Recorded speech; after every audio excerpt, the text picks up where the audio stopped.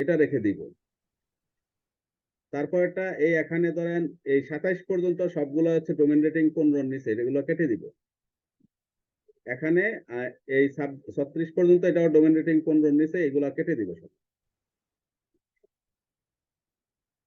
কেন কাটতেছি বলেন তো? যে কেটে দিচ্ছি, কেন কেটে দিচ্ছি? আপনি কি বুঝতে পারছেন কেন কেটে দিচ্ছি?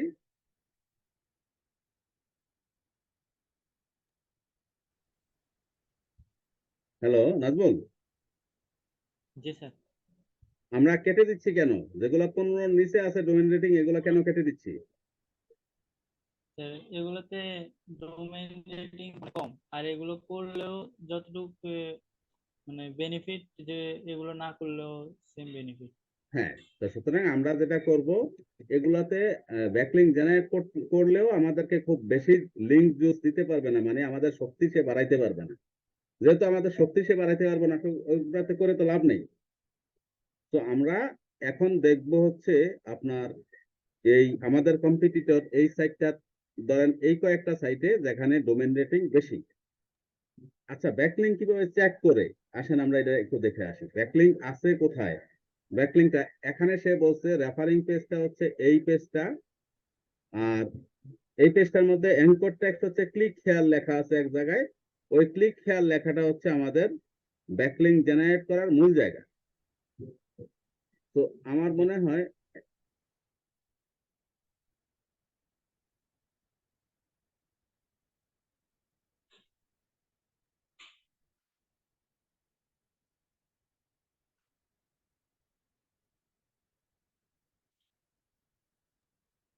হ্যাঁ, এখানে আমাদের এটা প্রথম হচ্ছে এটা সিলেক্ট করে ইয়ে করে নিব।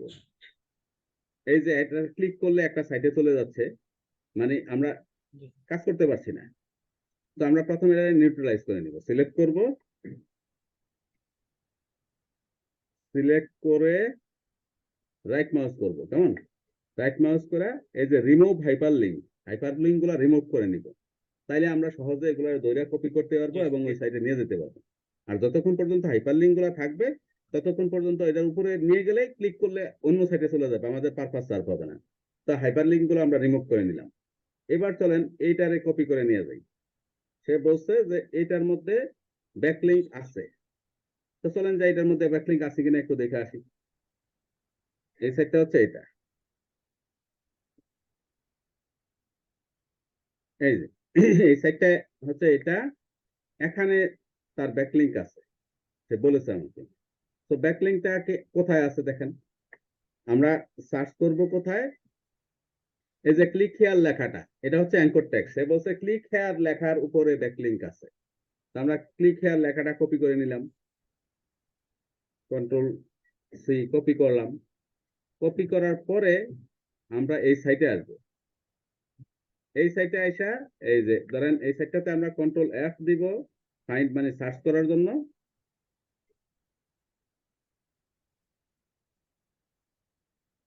এখানে ক্লিক হেয়ার যখন দেখলাম, এই যে এখানে যখন পেস্ট করলাম, সে আমাকে দেখাইছে এই যে এটা হচ্ছে তার ব্যাকলিঙ্ক। বুঝছেন? বুঝতে জি পারলেন স্যার। যে আমরা ব্যাকলিংটা খুঁজে পেলাম কিভাবে? আমার কম্পিটিটর যে এখানে ব্যাকলিং তৈরি করছে, এটা আমরা কিভাবে খুঁজে বের করলাম? নাজমুল, আপনি কি বুঝতে পারতেছেন? না বুঝতে পারলে বলতে হবে। আনটিক্স একটা আছে, ওইটা ক্লিক হেয়ার যে লেখা আছে এটা কপি করে এখানে।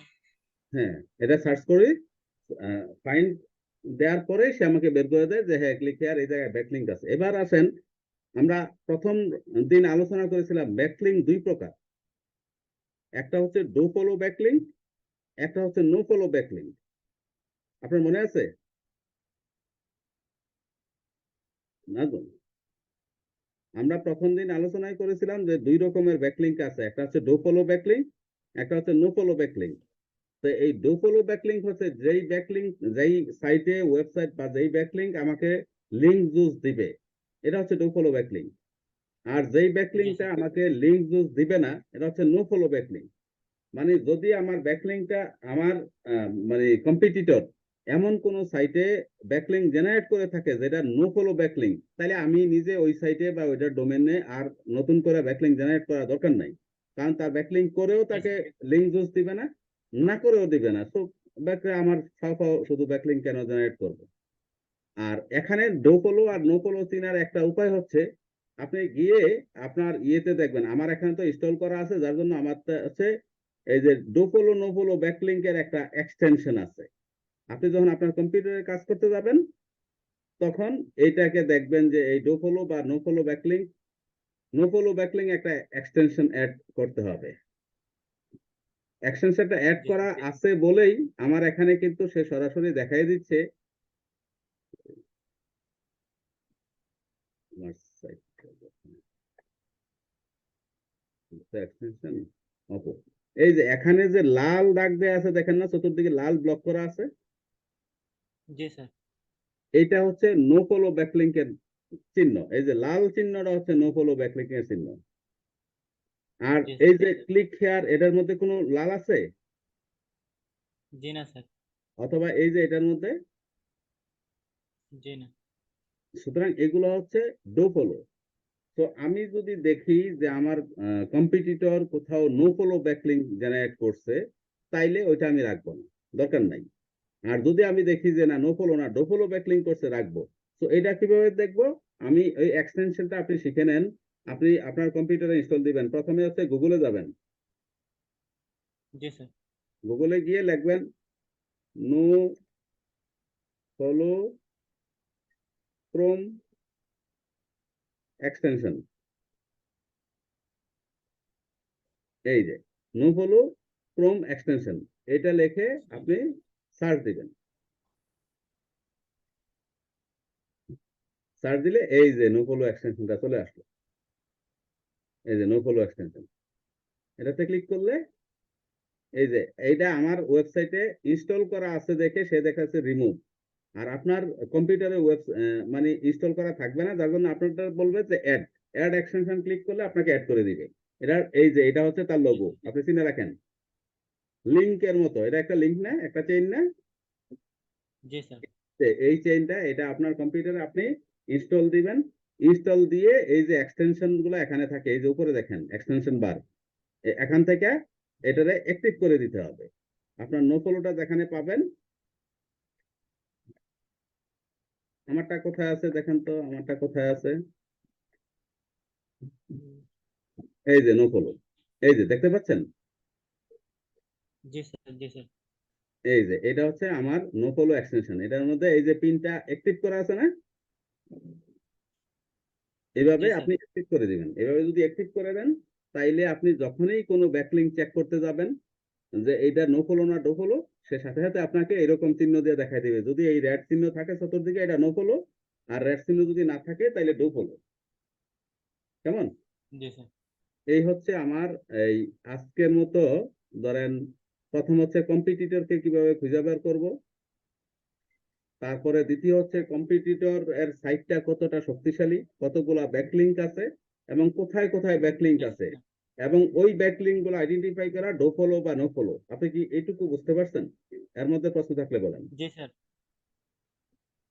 স্যার যতটুকু বুঝছি ইনশাল্লাহ ততটুকু আমি কালকে স্যার নেক্সট ক্লাসে স্যার যা যা বলছেন, হোমওয়ার্ক থাকলে স্যার হোমওয়ার্ক সহ যা যা লাগে সেগুলো হ্যাঁ, স্যার করে দেবো। হোমওয়ার্ক তো থাকবেই। আপনি ডিজিটাল মার্কেটিং শিখতে আসছেন আর হোমওয়ার্ক করবেন না, তাইলে তো আপনি জি স্যার। শিখতেই পারবেন।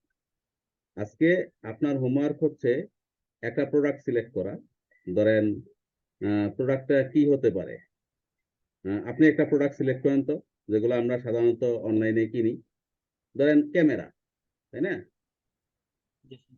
ক্যামেরা, অথবা ধরেন মোবাইল ফোন, অথবা ধরেন আপনার ওয়েবক্যাম, অথবা ধরেন স্পিকার, মাউথ স্পিকার। তো এরকম আপনাকে আজকের হোমওয়ার্ক হচ্ছে ক্যামেরা। কেমন? Video camera. জি স্যার। আপনার কিওয়ার্ড কি? Video camera. এই ভিডিও ক্যামেরা দিয়ে আপনি প্রথমে ভিডিও ক্যামেরার কিওয়ার্ড জেনারেট করবেন। তারপরে এই কিওয়ার্ড গুলার জি প্রত্যেকটা স্যার। ডিফিকাল্টি চেক করবেন। এটা সবচাইতে বেশি যেটার মান্থলি সার্চ ভলিউম থাকবে, ওই কিওয়ার্ডটার কম্পিটিটর অ্যানালাইসিস করবেন। মানে আপনার টপ র্যাঙ্কে কারা কারা 1 থেকে 10-এর মধ্যে আছে। এই কিওয়ার্ডটায় আপনি গুগলে 1 থেকে 10-এর মধ্যে র্যাঙ্কিং করতে হলে কতগুলা ব্যাকলিংক জেনারেট করতে হবে।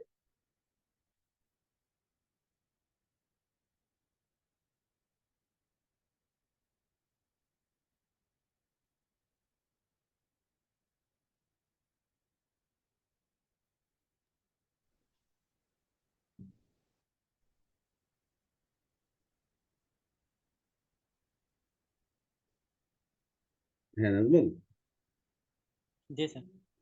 হ্যাঁ, আপনি এই কিওয়ার্ডটা গুগলে 1 থেকে 10 এর মধ্যে র্যাঙ্কিং করতে হলে কতগুলা ব্যাকলিংক জেনারেট করতে হবে। তার মধ্যে এখন কারা আপনার কম্পিটিটর, মানে ভিডিও ক্যামেরা কারা বেশি পরিমাণে বিক্রি করে, কে সবার আগে করছে, আপনার র্যাঙ্ক করে আছে, এবং ওই সাইটটা তে যাবেন, সে আপনার কম্পিটিটর। এবার কম্পিটিটরের সাইটটা অ্যানালাইসিস করবেন যে তার সাইটের মধ্যে ডোমেইন অথরিটি কত, কতগুলা ব্যাকলিংক জেনারেট করা আছে, এবং কোথায় কোথায় ব্যাকলিংক গুলা জেনারেট করা আছে। ওই ব্যাকলিংক গুলা ডো ফলো না নো ফলো, এই পর্যন্ত আপনার কাজ আপনি করতে পারবেন। কাজটা কিন্তু অনেক লম্বা, আপনি খেয়াল করেন। জি স্যার, ইনশাআল্লাহ করতে পারবো। করতে পারবেন, ফাইন। তাইলে আপনার হোমওয়ার্ক রইল ভিডিও ক্যামেরা এই কিওয়ার্ড দিয়ে কিওয়ার্ড অ্যানালাইসিস করা, ব্যাকলিংক আইডেন্টিফাই করা, তারপরে হচ্ছে আপনার কম্পিটিটর অ্যানালাইসিস করা, কম্পিটিটরের সাইটে কতগুলা ব্যাকলিংক আছে ওইগুলো আইডেন্টিফাই করা, এবং কোন কোন সাইটে ওই ব্যাকলিংক গুলো আছে, ওই ব্যাকলিংক গুলা ডো ফলো না নো ফলো, এটুকু আইডেন্টিফাই করে রাখা। এক্সেলে আমাকে এই কাজটা করে, হোমওয়ার্কটা করে আপনি সাবমিট করবেন। আগামী ক্লাসে আবার আপনার এই হোমওয়ার্কের উপর আমরা আলোচনা করব।